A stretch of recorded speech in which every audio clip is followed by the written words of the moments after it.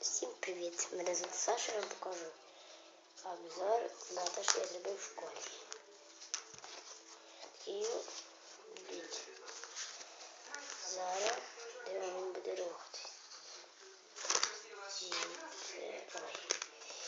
Я вам покажу десь. Я знаю, як це зробити, і вам покажу, де ж треба певно треба. Вам потрібен горіх, пластилін, червоний, чорний, білий. Ну і кусок. Треба буде паперу і нитки. І іголки, ну для щоб без дірки. Робите дірки. Робите, закривайте червоний пластилін, але тут голову робите чорні очі. Очі, так, і тут таке. І крапочки, скільки мороки хочете.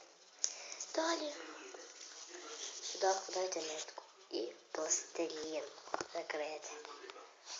І не зв'язуєте. І робите, і вас ганяє. Мене це в школі робили, і